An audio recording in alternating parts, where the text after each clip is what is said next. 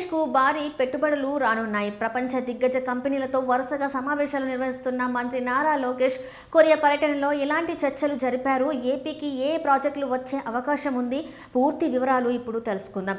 రాష్ట్రానికి పెట్టుబడులను ఆకర్షించడం, యువతకు ఉపాధి అవకాశాలు పెంచడం లక్ష్యంగా ఆంధ్రప్రదేశ్ ప్రభుత్వం విదేశీ కంపెనీలతో చర్చలను వేగవంతం చేసింది.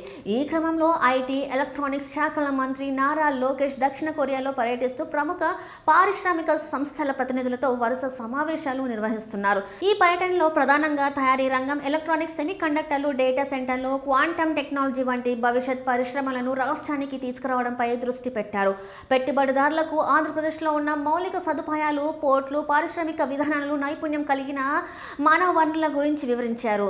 సిఎల్లో జరిగిన సమావేశంలో ప్రముఖ సంస్థ ఎల్జీ క్రెమ్ ప్రతినిధులతో చర్చలు జరిపిన లోకేష్ కాకినాడ పోర్టు సమీపంలో పాలిస్టైరీన్ తయారీ యూనిట్ ఏర్పాటు చేసే అవకాశాలను పరిశీలించాలని కోరారు. అలాగే మూలాపేట్ ప్రాంతంలో ప్రపంచ స్థాయి నాఫ్తా క్రాకర్ ప్రాజెక్టు ఏర్పాటు చేయడం వల్ల పెట్రోకెమికల్ రంగానికి కొత్త ఊపు వస్తుందని వివరించారు. అంతేకాదు ఎల్జీ ఎలక్ట్రానిక్స్ గ్లోబల్ నాయకత్వంతో జరిగిన సమావేశంలో విశాఖపట్నంలో ఒక ఆధునిక ఇంజనీరింగ్ సెంటర్ ఏర్పాటు చేసే అంశాన్ని ప్రతిపాదించారు. ఈ కేంద్రం ఏర్పాటు అయితే పరిశోధన, ఉత్పత్తుల అభివృద్ధి, అత్యాధునిక సాంకేతిక పరిజ్ఞానానికి సంబంధించిన ఉద్యోగ అవకాశాలు పెరిగే అవకాశం ఉందని అభిప్రాయపడ్డారు.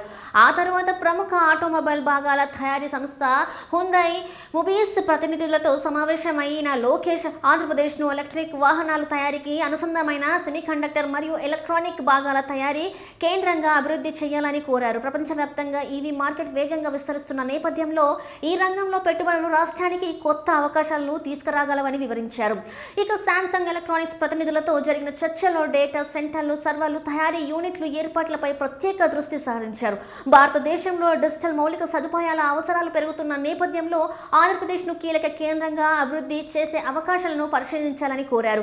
ఈ పర్యటనలో మరో ముఖ్యమైన అంశం క్వాంటమ్ టెక్నాలజీ. భవిష్యత్ ప్రపంచాన్ని ప్రభావితం చేసే ఈ రంగంలో ఆంధ్రప్రదేశ్ను ముందంజలో నిలబెట్టాలన్న లక్ష్యంతో ప్రభుత్వం పనిచేస్తుందని లోకేష్ తెలిపారు. రాష్ట్రంలో 150 క్యూబిక్ల సామర్థ్యం కలిగిన క్వాంటమ్ కంప్యూటింగ్ వ్యవస్థను ఏర్పాటు చేయడం, పరిశోధన నుంచి తయారీ వరకు సమగ్ర ఈకోసిస్టమ్ అభివృద్ధి చేయడంపై ప్రణాళికలు రూపొందిస్తున్నామని వెల్లడించారు. బిజీ స్కెడ్యూల్ మధ్యలో కొరియాలోని ఎల్జీ సైన్స్ పార్క్ ను సందర్శించిన లోకేష్ అక్కడే ఆధునిక రోబోటిక్స్ ఇన్నోవేషన్ సెంటర్లను పరిశీలించారు. సాంకేతిక అభివృద్ధిపై అభిప్రాయాలు పంచుకుంటూ అక్కడ రోబోతో సరదాగా ఫోటో కూడా దిగారు. మొత్తానికి ఈ దక్షిణ కొరియా పర్యటన